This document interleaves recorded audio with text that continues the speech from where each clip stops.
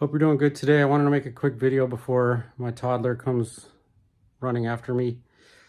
Um, I really wish I could help other people, other adoptees and adopted parents understand what adoption fog is and how hard it was for me to come out of this adoption fog. It's literally like a changing of beliefs, a changing of perception, a changing of the way you view your entire life. It is a wild thing to come out of adoption fog when you believe something your whole life and then you think a completely different way and your belief system changes for the better. And that's why I made this channel, is to help others who possibly could be in adoption fog and to help them maybe think more clearly and more objectively. And it's not to be negative or anything. It's to genuinely help other adoptees that may be struggling with suicidal thoughts or depression and anxiety and all sorts of other problems. There's stomach issues, like nervous system issues, stuff like that. And I genuinely want to help identify with people because for 39 years I've been alive, it's been extremely isolating, and I've never had anybody to tell me what my problems were, the root cause of my issues were. And I just wanted to give a simple challenge for people, if you're an adoptee or if you're an adoptive parent or just a person watching this video, if you want to try it out, how hard it is to get out of adoption fog. It's very simple. It is, whether you're in a simple conversation with a friend that you know well or a stranger, or whenever you find yourself in a conversation, just ask anybody what their views on adoption are. Just say, hey, what do you think about adoption? You know, do you think there's anything good, anything bad? What are your views? And the common theme will be, yeah, you're doing something great for a less deserving kid, or something along those lines. Like, yeah, you're rescuing them from a bad situation. And then that's usually like the end of the conversation. I've been hearing a lot of people about, oh, I'm just going to adopt, you know, if I can't have a kid.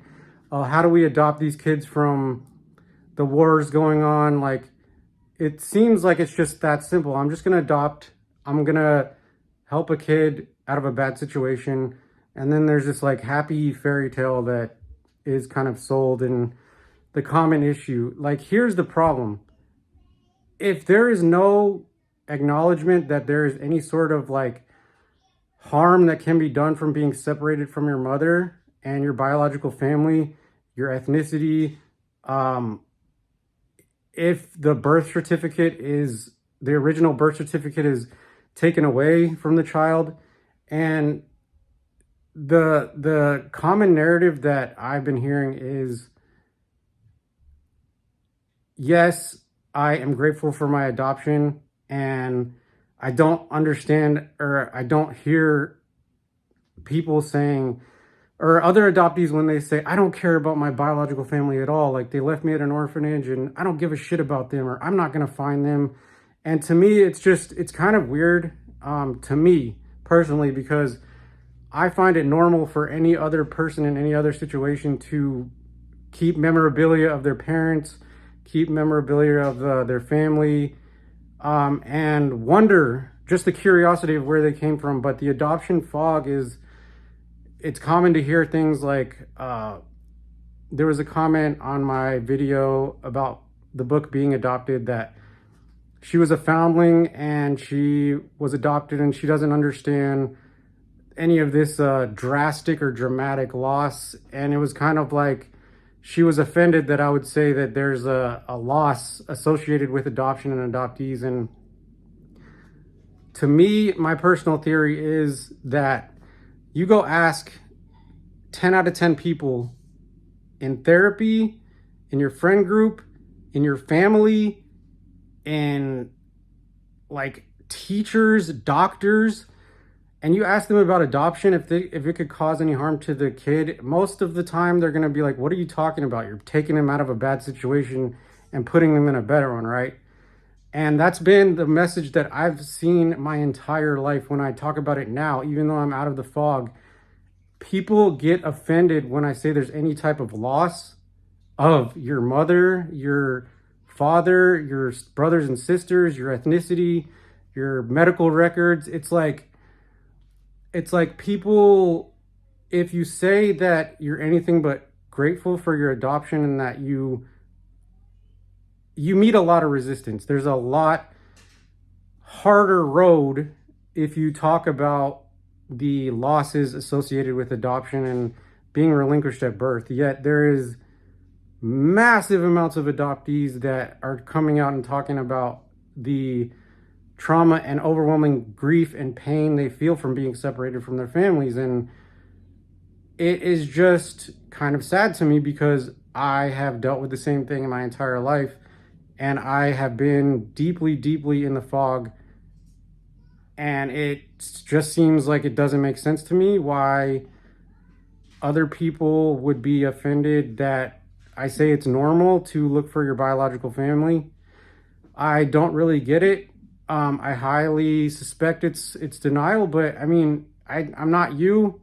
You have your own journey, but that's the challenge, is to go ask your doctor, go ask your therapist, go ask your friends in a simple conversation, just what are your views on adoption? And if it's just, oh yeah, you're saving a kid, or, you know, like anything but like, hey, do you know that, you know, being separated from your biological mother at birth is harmful in any way?